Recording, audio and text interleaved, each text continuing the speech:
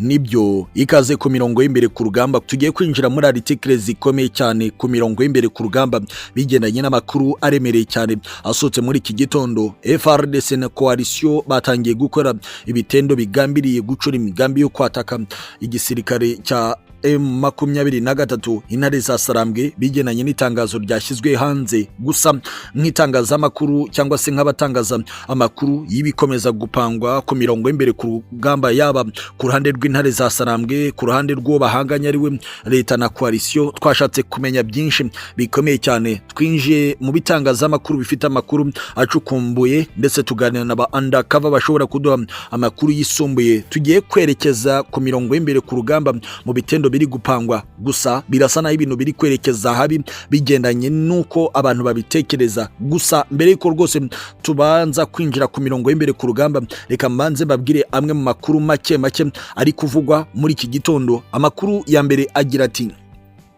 leta ya Kongo, FARDC na coalition bari kugerageza kongera gutera mu bice bimwe bya Masisi nko mu gice cya Rwashi kugira ngo barebe ko bakisubiza ibyo bice, bakeka ko intare za Sarambwe zaba zarahavuye zaroherejwe mu bindi bice byo muri Kivu y'Amajyepfo. Bikaba ari yo mpamvu bari kugerageza ibyo bitero, ariko biri gufata ubusa kuko intare za Sarambwe zigihari. Amwe mu makuru avuga ko hari n'abaturage bari kugerageza gushimutwa, abatwawe bakaba bari kwakwa amafaranga menshi y'amadolari agera ku 3,000 kugira ngo barekurwe, ariko bikavugwa ko byanga bikunda intare za Sarambwe zikomeze kuryamira amajanja. Ni nako kandi ku rundi ruhande mu gace ka Mushaki na Mubambiro M23 intare za Sarambwe zahashize bariyeri mu rwego rwo gufata abasirikare biyambitse gisivile mu rwego rwo kurinda ko bafatwa mpiri. Bikavugwa ko izi bariyeri ziri kuvumbura bamwe muri abo basirikare bari kwigira abamotari bagatwara moto mu rwego rwo kugira ngo bave muri zone igenzurwa n'intare za Sarambwe. Nk'uko amakuru ingenzi atugeraho abivuga, bikavugwa ko aya mayeri intare za Sarambwe zayavumbuye mu buryo bari no kugendera ku buryo bigaragara ko umuntu amaze igihe yambara rugagi cyangwa se ankura umugi, bikagaragazwa nuko wari umusirikare uri kwigira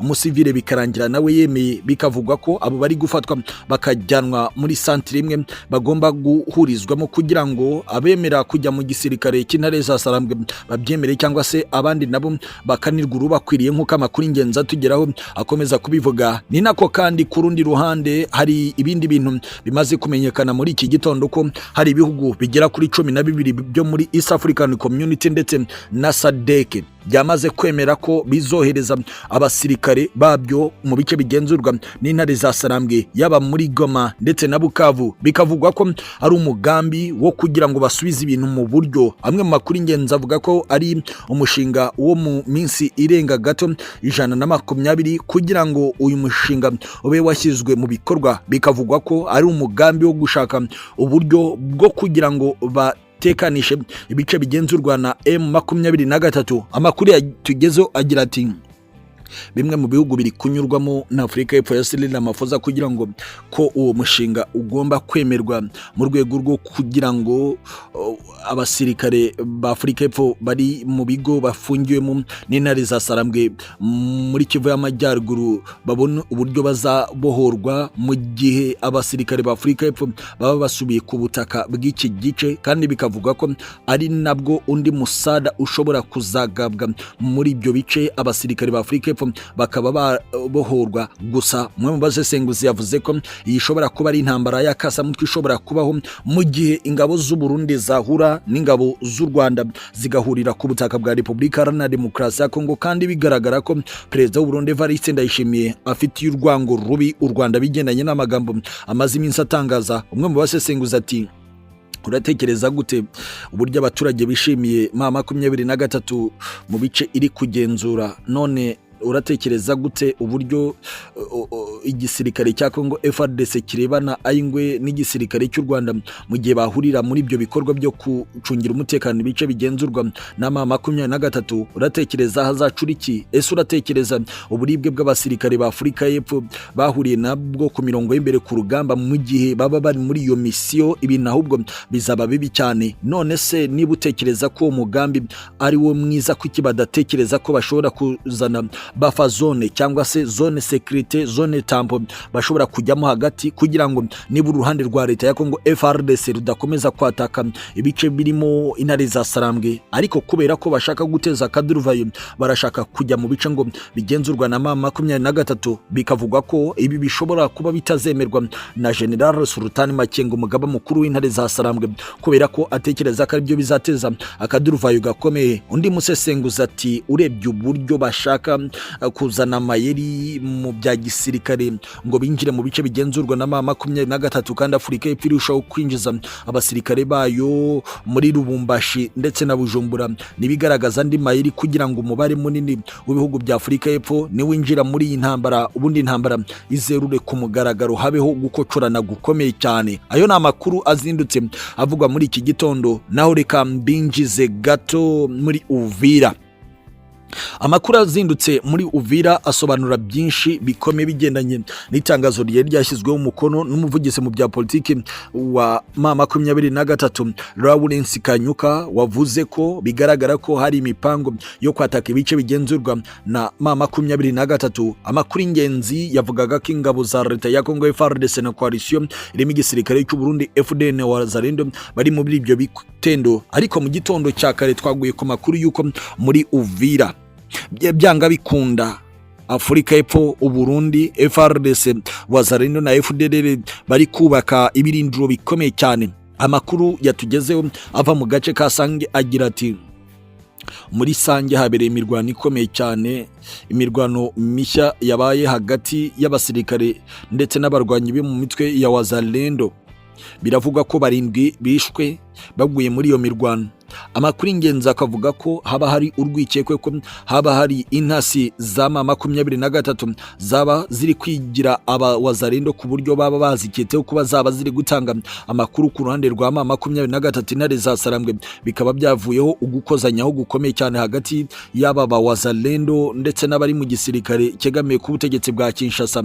Amakuru ingenzi akavuga ko kandi igisirikare cy'u Burundi nacyo gikomeza kohereza abasirikare benshi ku butaka bwa Repubulika Iharanira Demokarasi ya Kongo hano muri Uvira, ari nako igisirikare cya Afurika y'Epfo kiri kubikora. Amakuru ingenzi akagira ati bigenanye nuko Uvira imeze, naho ibirindiro bya MAA23 biri, naho ibirindo by'igisirikare cy'u Burundi biri, ukareba ikibaya cya Ruzizi ukuntu giteye, uburyo bwo kohereza drone burakomezaho kugorana ku buryo drone zose ziba zamaze kubonwa ku buryo bari gutinya kuzikoresha mu bice bigenzurwa na MAA23, kuko izi drone zirimo zireta ziyobywa kandi zikajya mu biganza bya MAA23. Bikavugwa ko ahubwo haba hari gushakwa uburyo n'igisirikare cy'u Burundi n'icya Afurika y'Epfo nabo binjira mu misozi miremire ya Uvira kugira ngo barebe ko bakocorana na MAA23 bari muri condition zimwe, nk'uko amakuru ingenzi atugeraho akomeza kubivuga. Waduhaye amakuru kandi yanashimangiye ko urebye ibifaru bimaze kugera mu mujyi wa Uvira ndetse ukareba n'abasirikare bakomeje kwinjira, birasa nkaho hari urugamba rushya rukomeje kuba. Gusa hari amakuru atugeraho avuga ko uvuye Ikalima muri Maniema mu birometero byinshi ngo ugere Ikindu, ariko hakaba ari hino ya zone iri kuberamo ibyo bikorwa byose, haba hari gushakishwa inzira ishobora kunyuzwamo umusade w'ingabo za leta ya Kongo FARDC, by'umwihariko muri Hibu Special Force ndetse na Satani 2 mu rwego rwo kugira ngo baze gutanga ramforo muri iyi ntambara iri gutegurwa mu minsi iri imbere. Bikavugwa ko intambara yo kubutaka izaba irimo abasirikare mu bari munini cyane kandi usa n'ugose imizenguruko yo kubuza connection hagati ya twirwaneho ndetse n'intare za Sarambwe bigendanye n'imushinga ihari, nk'uko amakuru ava mu bimbere bari gutegura iby'ibi bitero kuri MAA23 abivuga. Amakuru ingenzi kandi ashimangira ko hari indege nyinshi nk'uko twari tubagejeho amakuru yabivugaga zigomba kwifashishwa muri ibi bitero. Hari amakuru ingenzi avuga ko hari ibinyamakuru byatangiye gusinya amakontra yo gusingiza ibikorwa bigiye gukorerwa ku mirongo y'imbere ku rugamba ndetse no kwanga kugaragaza amabi akorerwa abaturage. Bikavugwa ko hari zone bagiye kujya barwaniramo igiye kujya ibanza igakurwamo uburyo bwa connection cyangwa se uburyo bwo gukoresha imbuga nkoranyambaga kugira ngo ibyakorewe abaturage mu gihe cy'izo ndege bitazajya bipfa kumenyekana. Hari andi makuru agira ati ubutegetsi bwa Kinshasa burashaka uburyo bwose buri gutanga ruswa mu bafite imbuga nkoranyambaga mu biganza byabo kugira ngo nibura base n'abakura ku murongo imbuga zikomeza gutangaza ukuri kw'amabi akorerwa ku mirongo y'imbere ku rugamba mu bice bigenzurwa n'igisirikare cya Kongo FARDC mu rwego rwo gusa n'abacecekesha ibizaba biri gukorwa mu ibanga nk'uko amakuru ingenzi atugeraho abivuga. Watanze amakuru yagize ati barashaka kugira ngo bagote inguni zose kubera ko MAA23 isa ni ishize ibiganza byayo mu kuvuga ko iri kurengera uburenganzira bwa kiremwa muntu, umuturage uri kwicwa ndetse n'ubusahuzi bukorwa n'ingabo za leta mu bice birimo abasivile. Rero ibyo ngibyo biroroshye ko bagomba kubirwanya muri ubwo buryo, kandi n'impfu zizaturuka ku bitero byo mu kirere bigendanye no gushaka guhitana ubuzima bw'intare za Sarambwe nabyo bizaba bibi cyane. Ari nayo mpamvu bari gukora izo maguyi zose nk'uko amakuru ingenzi atugeraho akomeza kubivuga.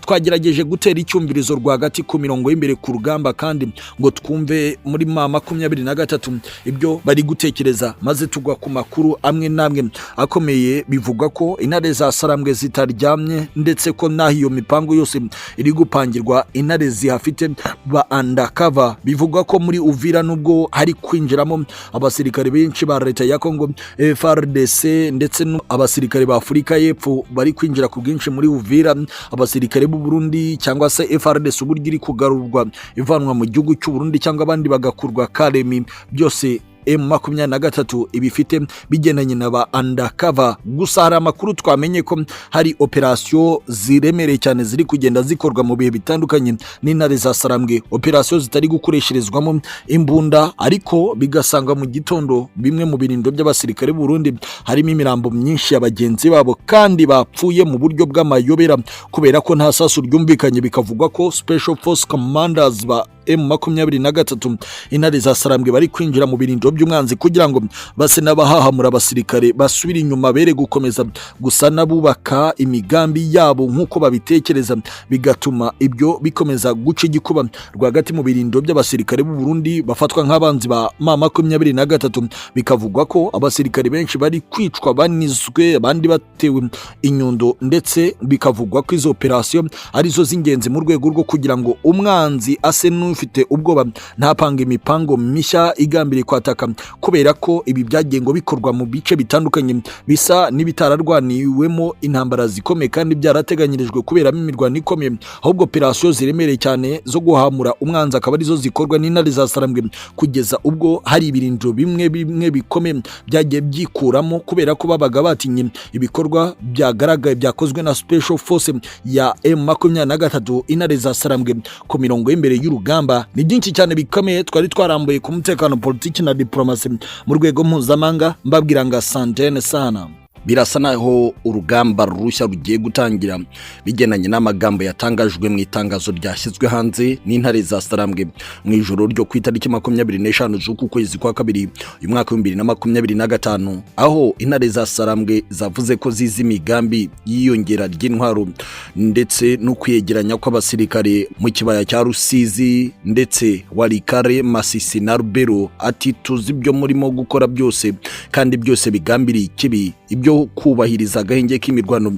Ubutegetsi bwa Kinshasa n'abafatanye bikorwa babyo ntabwo bashaka kubyubaha, ahubwo bahinduye target abasivile barimo barashaka kwica, barimo barakoresha drone ndetse n'indege z'intambara mu kwataka imidugudu yabo. Amakuru y'ingenzi yatangajwe n'ubundi n'intare za Sarambwe ashimangira ko ku munsi w'ejo tariki 25 z'uku kwezi kwa kabiri mwaka 2025 habaye ukwatakwa kwa Minembwe ndetse kandi agace ka Ilundu ndetse na Nyarukoja bisukwamo ibisasu. Namwe mu makuru y'ingenzi akagaragaza ko MAA23 iri kwamagana ibikorwa by'ubugizi bwa nabi bw'iterabwoba muri rubanda ku basivile b'inzirakarengane, biraganisha ku gusobanura bimwe mu bintu bikomeye. Amakuru agira ati Amatangazo nk'aya akomeye kandi yo mu rwego rugaragara ko rurimo uburakari ya MAA23 intare za Sarambwe akenshi ashyirwa hanze mu mugambi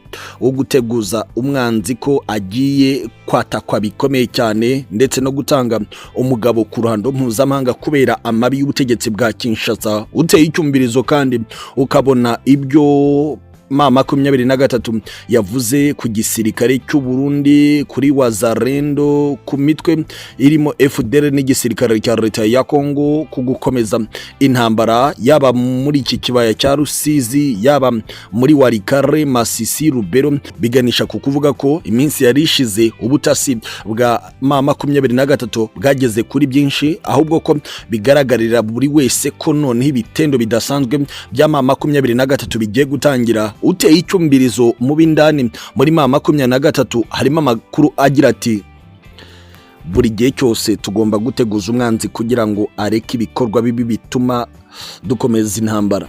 Niba turi mu gahenge k'imirwano ariko ibitero byo bigakomeza ku basivile b'inzirakarengane akoresheje indege zitagira abapilote ndetse n'indege zisanzwe z'intambara, nibigaragaza ikibi ati iki nicyo gihe cyo kugira ngo MAA23 ihagurukire kukurokora abanyamurenge b'iminembwe bakomeje kwicwa. Ndetse kandi muri iri tangazo MAA23 igaragaza ko ibiri gukorerwa abanyamurenge ibuvira ari ibintu biteye ubwoba kandi ko iki ari igihe cyo kugira ngo hahaguruke imbaraga zihagarika buri kimwe cyose. Iyi MAA23 yamaganye umuryango mpuzamahanga ukomeza guceceka kandi hareberwa ubugome bukorerwa abasivile b'inzirakarengane. Ni nako kandi ku rundi ruhande twe tugiye kwinjira ku mirongo y'imbere y'urugamba mu nkuru z'akazamutwe zisohoka bigendanye n'amakuru ari aha hanze. Amakuru agira ati mwijoro mu kibaya cya Ruzizi hongeye kubaho ugukocurana hagati y'igisirikare cy'u Burundi n'intare za Sarambwe. Ntabwo byabaye igihe kinini ariko intare za Sarambwe zinjiye mu birindiro by'igisirikare cy'u Burundi bakoramo akazi mu gihe kiri hagati minota 35 ndetse n'iminota 50.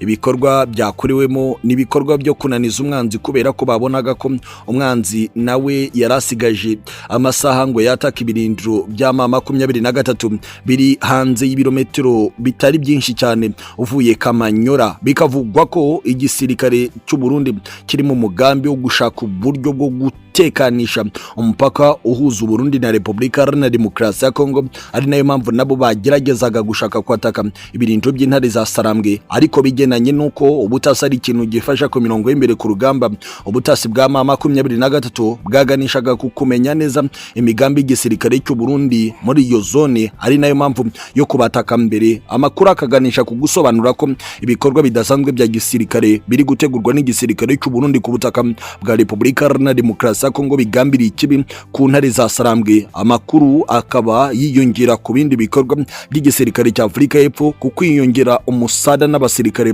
mu mujyi wa Uvira, ndetse kandi ari nako abasirikare b'u Burundi barushaho kwinjira ku butaka bwa Repubulika Iharanira Demokarasi ya Kongo. Ibiri no kugenda binakurikiranwa n'iyirukanwa cyangwa se ikurwa ry'abasirikare n'abapolisi ba Repubulika Iharanira Demokarasi ya Kongo bari barahungiye mu gihugu cy'u Burundi bagasubizwa iwabo ku ngufu. Bikavuga ko ari uburyo bwo kugira ngo babone umusada w'imbaraga zigomba kubafasha mu bitero bagambiriye gutangiza kuri MAA23. Amwe mu makuru ingenzi kandi amakuru aremereye cyane agira ati MAA23 ifite amakuru y'ubutasi kandi yuzuye aganisha ku mipango iri hagati y'igisirikare cya General Neva Perezida w'u Burundi n'igisirikare cya Afurika y'Epfo cya Cyril Ramaphosa, ukongeraho n'ubufasha mu by'intwaro buhambaye cyane buri gutumizwa n'ubutegetsi bwa Kinshasa. Uwo twaganiriye uri indani muri MAA23 mu ntare za Sarambwe yagize ati ntabwo tuzakomeza kurebera akarengane gakorerwa abasivile, twahagurukiye kuba igisirikare cy'imindura amatwara ku butaka bwacu bwa Repubulika Iharanira Demokarasi ya Kongo.